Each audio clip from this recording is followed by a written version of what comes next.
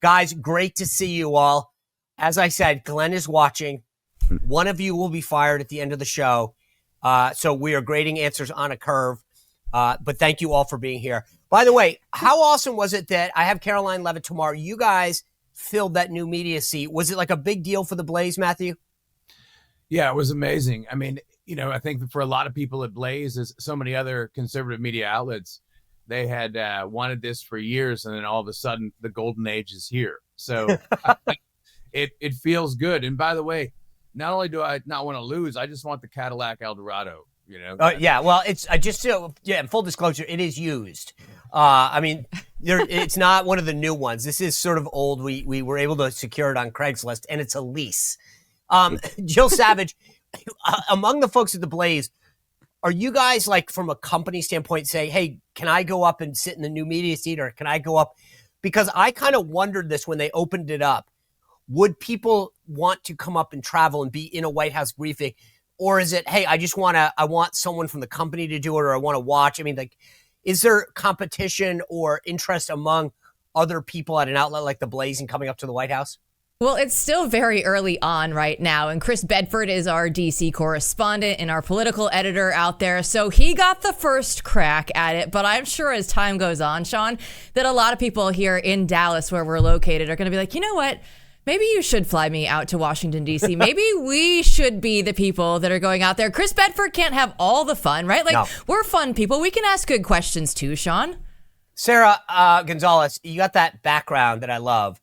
Cherry blossom season's coming up. It would match nicely. Maybe you take a moment, come on up and see the cherry blossoms and go to a briefing. What do you think? Listen, as long as it's just a moment, Sean, because we all know Elon has done a great job of digging out some of the swamp, but it is still a little swampy there, and I don't want to get used to any of the air about it. So I will agree to a very temporary short trip to have some fun with Caroline Leavitt, but I'm not agreeing to anything else. Okay, fair enough. All right, let's get into some issues. The thing that I find interesting right now is everybody was wringing their hands. When I mean everybody, the DC establishment, the media, about President Trump and how he was dealing with Ukraine. And here we are getting a deal, getting peace. And I kept saying over and over again, and is why everyone worries about the process and not the outcome, Matthew. And that was what I thought was fascinating. We're on the precipice of peace in Ukraine, a war ending, killing ending, destruction ending. And everybody was worried about what seat everybody had, as opposed to, can a deal be struck to end the bloodshed? Look, this is 2016, the first term all over again, right? I mean, freaking out about norms in the process when norms have been, disappeared for a long time. And frankly, the norms that do exist, presidents signing documents with their aides are pretty terrible. So this is the same thing. The difference is that I think the audience is at the base, the voters are in a very different place. And so you can run the same playbook and wring your hands and, oh, it was terrible what they did to Zelensky. But at the end of the day, this is now moving towards a merit-based society, and getting the job done is what people care about, and they're going to notice it. It's not like last time.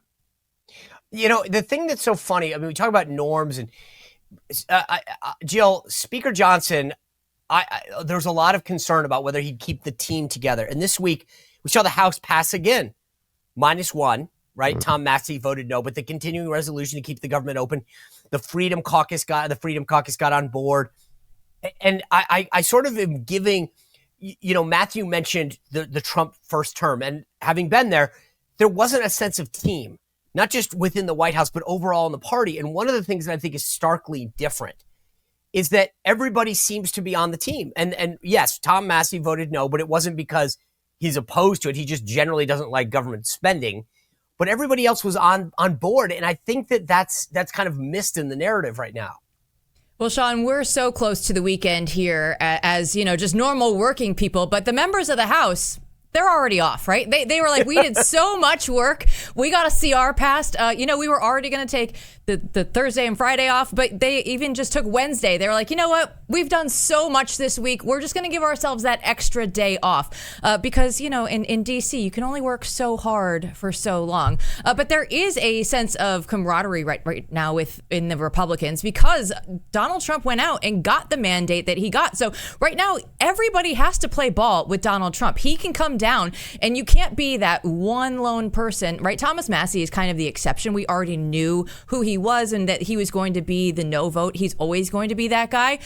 But anybody else that was going to be stepping out, right? We saw like a Tim Burchett earlier in the week say, I don't know if I'm going to vote for it or not. Well, guess what? Everybody, like you're saying, even the House Freedom Caucus is like, yeah, we're behind it, which is not a normal thing there in Washington, D.C. for all these people. And there are about 20 or so Republicans that voted for a CR for the first time in their careers because there is an overwhelming mandate and you do not want to go against Donald Trump right now. He is so popular, everything that he's doing, right? He's only had a couple of errors so far in the first few weeks of his presidency, which has produced so many results, unlike anything that we've ever seen before. He's moving at a lightning speed. And so at this point, you're just like, I'm not going to go up against this freight train. No. I'm going to get on the train and make sure that my political career is still going.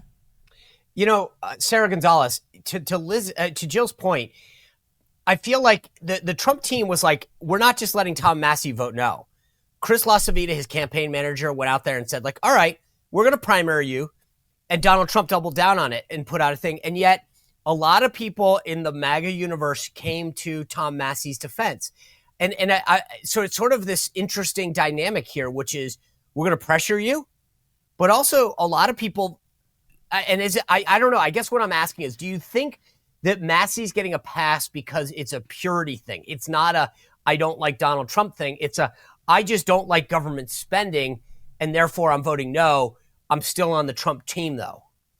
Yeah, I think that Massie's in a very unique position because he has always held these standards and he's doing it for, as you mentioned, it's the purity reasons. He's doing it for ideological reasons that, generally speaking, the MAGA team agrees with, right? I mean, we just voted in President Trump knowing that he said that he was going to clean out the waste, the fraud, the corruption in government spending. You have Elon doing all of this great work with Doge. And so the American people obviously want all of our spending to be reduced. We don't want to be taxed to death. That is part of the reason that we just voted for Donald Trump to get in. So I think with Thomas Massie, this wouldn't work for anyone, but with Thomas Massie having this consistent view and with the MAGA America First crowd knowing this is what we want ultimately, we may disagree on how to get there, but ultimately we both want what, like, the end result of this, right? We all want us to cut spending. We all want to cut taxes. We all want to get to the same place. We just have different ideas and different approaches of how to get there. And so that's the only reason I think that Thomas Massie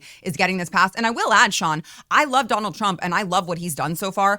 I don't think it was a good idea to go after him and to threaten to primary him because his constituents overwhelmingly love what he's doing. And the last time he had a primary, it didn't work out well for his opponent. So I personally wouldn't go after Thomas Massie the way that Donald Trump has chosen to do so, but I understand why he wants Thomas Massie to fall in line. Do Matthew and Jill, do you guys agree? I mean, like, I just wonder if that's it, because he has survived a primary the last time that he kind of invoked the ire of Trump and survived. So is this smart or is this good politics? Because it's not really about Massie. It's about sending a message to everyone else is, hey, we might let Massie get out of line, but don't you dare think about it. Jill can speak to, we asked people on the show, she did a little poll on the audience, and I think it was telling, but I think this was strategic. I mean, it almost works in Trump's favor because everyone does kind of like Massie, but it was an FO moment. I mean, F around and find out, where Trump was sending a signal. If you do want to be like Massie, this will be my response. And so there's a number of other people out there who aren't in Massie's position who got them. You will see the message loud and clear. We're not joking around, right? It was the message. I will primary your ass if you do this. And so I think it's classic Trump. I don't think that they will actually attack Massie later on, but I think it was a warning shot across the bow that everyone has to get in line. And I'll say, there were multiple people in D.C. last time I was there worried about the CR and this in the White House. And, And they're trying to plan how to get the CR through. And I remember thinking to myself, and I thought all along, that they're not going to have a problem because, everyone will understand that Trump is messing around and everyone has to get in line. Yeah, Matthew, to your point, 75% of people said they were sassy with Massie, and the rest of them were all MAGA. I was like, listen, if he puts it out there, we can too. I just love that phrase. But the thing that Thomas Massie has on his side, and the reason that the people in his state are with him, is because he does something that's very unique in Congress. Is he is actually fully transparent with what he does, and he does what he says he's going to do, which is something that Donald Trump should look at and say, okay, you know what? Promises made, promises kept. Kind of sounds like the same thing that Thomas Massie does for his constituents back there as well. So it is, it's one of those cases that's going to say, okay, Donald Trump, you won this CR fight. But to Sarah's point, I think that this is it's kind of an unforced error because they've already tried this at one point, and Thomas Massie is very well liked. So I guess, are we all in agreement that this is not about Massie? This is a proxy that's, we'll let you get away with it, but it's a signal to everyone else. He might get away because he can win his own primary, but you won't, and we'll come after you. I think that seems like we're all in agreement on that. Yeah, and I think that he definitely was able to keep the other Republicans in line, right? Nobody else stepped out after he did that. So, if it was a scare tactic for other Republicans, I guess you could say in that sense it worked. All right, Sarah, I want to bring up something that's kind of unique. We talk about getting out of line. There was a vote earlier this week that didn't get a lot of attention, but I thought was interesting. And let me read you the headline. It says, a dozen House Republicans help their Democratic colleagues bypass Speaker Johnson and force a vote to allow House members to vote by proxy for up to 3 months after having children. And Anna Paulina Luna from Florida said, we won fair and square, who was the Republican leader of this. Now, generally speaking, proxy voting is not ever been allowed in the House. Speaker Pelosi, when the Dems were in during COVID, made it sort of a practice that it was cool and okay. It is a very interesting situation, especially for young moms, to say, I don't want to have to choose between serving in Congress and being there for my young child. Yeah, I understand that. I mean, being a mom myself, I understand and I can appreciate the issues with that. The problem is that we're dealing with people who, as Jill already pointed out, we're dealing with people who don't like to work. And when there's less accountability, right? There's less accountability, and they're like, oh, I can just vote by proxy for 3 months. I just think that you're going to have problems with that because it's going to become a slippery slope. So I understand, and I understand Anna Paulina Luna. I understand her name escapes me. The Democrat representative who came out there, and I hated her approach, by the way, because she came out there and she was like, I demand that Congress pass that we can vote by proxy because I just had a baby.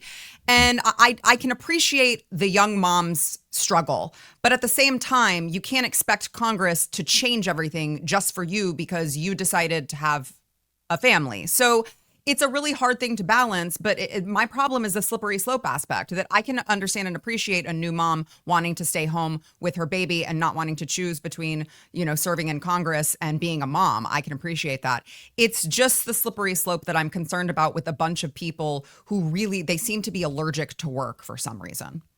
Yeah. I mean, I think there is a bit of a difference because it's not like you're just at some rando job, plugging away, that like your district needs a vote on key issues. And I would kind of, I agree with you. The slippery slope is a concern. And Jill, as another, I kind of look at this and go, okay, if it's confined to 3 months and they can do it, I don't want people to have to choose. If there's a good representative who's young and vibrant, like an Anna Paulina Luna, I don't want to have them to choose about whether I should run or not, or whether or not I want to run back to Washington to cast some silly vote, as opposed to having some critical time with my young child.